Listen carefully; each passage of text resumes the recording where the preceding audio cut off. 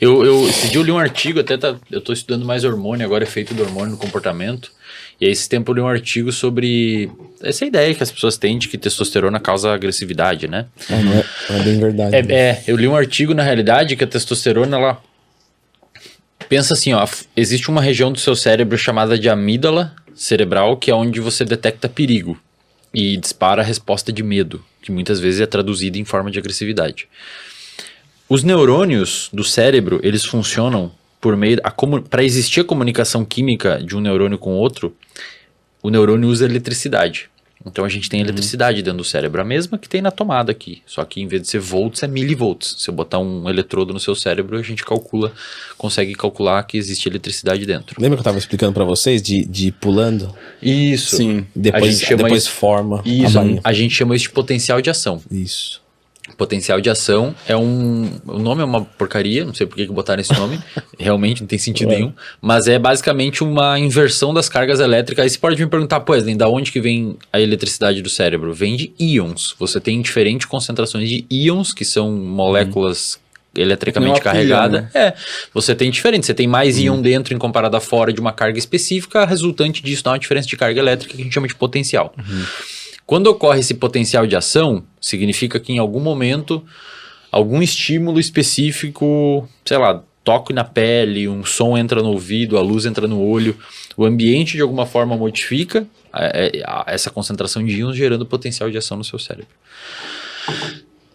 Para que os neurônios sejam ativados e a região do cérebro faça determinada coisa, por exemplo, a amígdala detecta medo e pode disparar, informar o hipotálamo e ligar no hipotálamo alguns neurônios responsáveis por agressividade.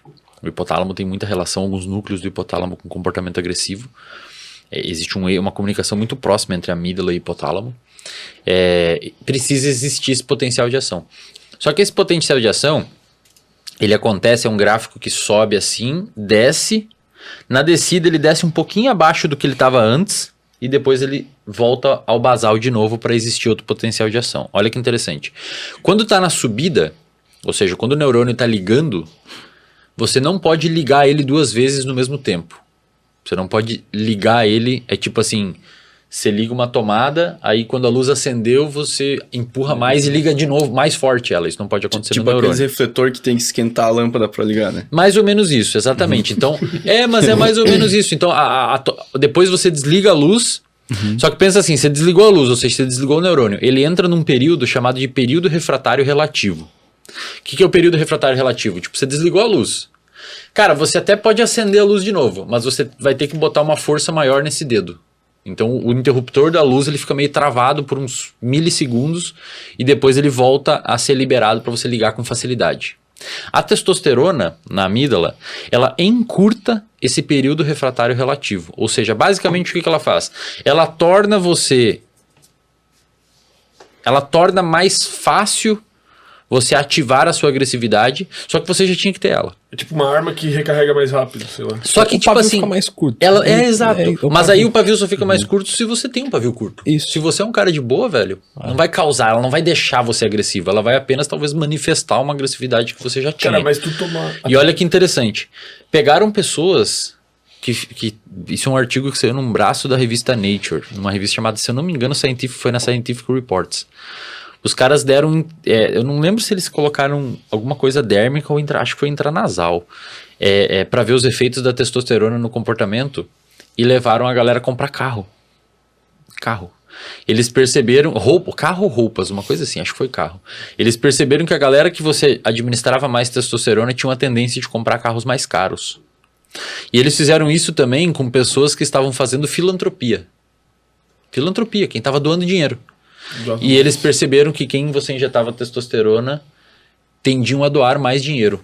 Então a conclusão hoje da galera que estuda comportamento, a testosterona no comportamento parece ter um papel de manter a sua hierarquia social, independentemente do que for essa hierarquia social. Pode ser por meio da agressividade, pode ser por meio de doação de dinheiro. Se você pega, por exemplo, em macacos de zoológico, os macacos, se você deixa eles num ambiente onde eles conseguem estabelecer uma hierarquia, ou livres mesmo na selva, Os macaquinhos, eles sempre têm uma hierarquia formada. Então tem o alfa, o líder, o 1, o 2, o 3, o 4, o 5, o 6, o 7, o 8, o 9.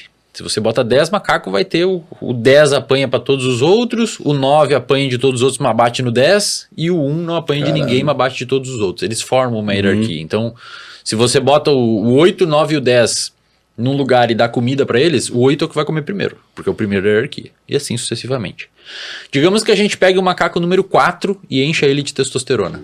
Então o macaco já é um pouco mais agressivo, se for principalmente um chimpanzé, alguma coisa assim.